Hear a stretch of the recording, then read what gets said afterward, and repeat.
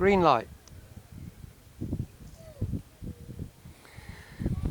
I'm at Sir Francis Drake's statue on Plymouth Hoe, and I've been coming here ever since I was a boy on holidays. And in 1980 I started going around the world uniquely photographing nearly every place Sir Francis Drake went in 46 countries. And I've written a manuscript which weighs 2 kilograms. It's 815 pages long, 300 pictures, and from it, so far I've had 3 books published, but I want the manuscript published. I've had booklets published, made television programs on Sir Francis Drake, and I was intrigued and fascinated by what he achieved in his adventurous life, which I learnt at school. I didn't follow Francis Drake because I was in great admiration for his personality. Learning about his personality obviously drove him to achieve what he did.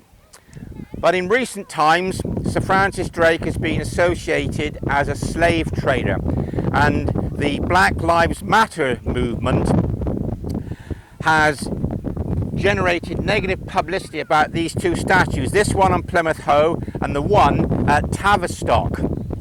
So anyone who's just heard the word names for Francis Drake has now unfortunately just heard slave trader, let's take the statue down.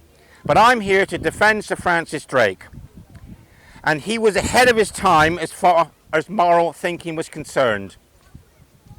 Sir Francis Drake was a crew member on a ship that left the River Medway when he was a teenager, and the old man bequeathed the boat to Sir Francis Drake, and Drake wanted to be an expert sailor.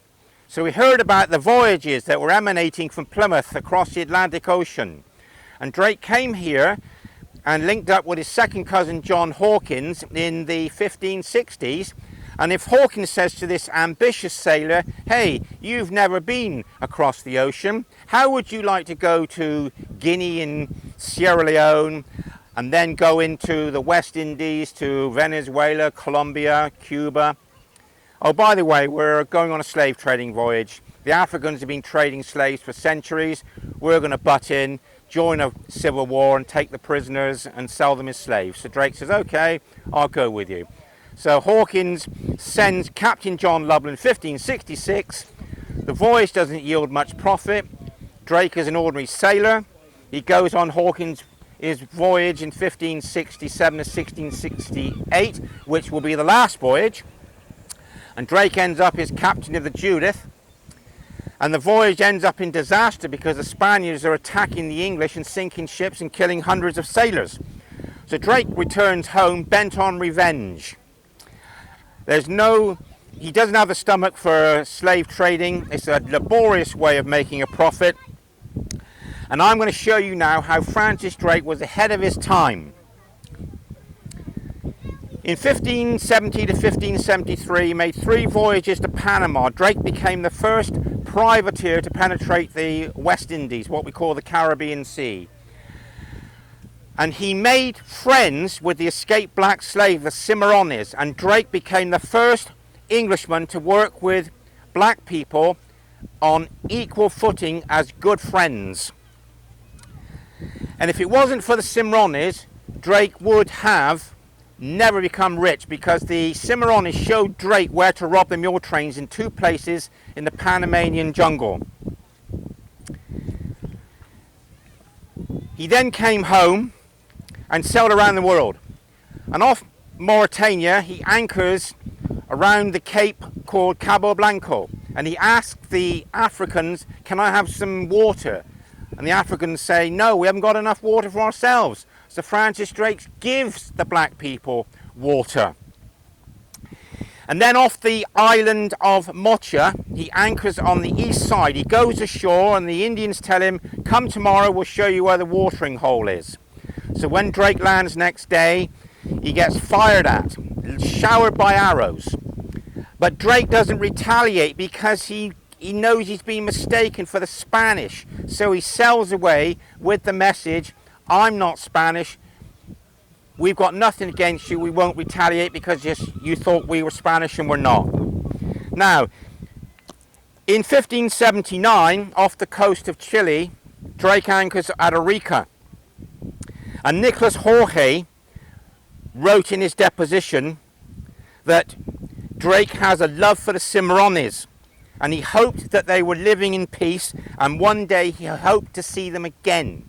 So Drake made it very well known to the Spanish that he really liked black people who had helped him in Panama.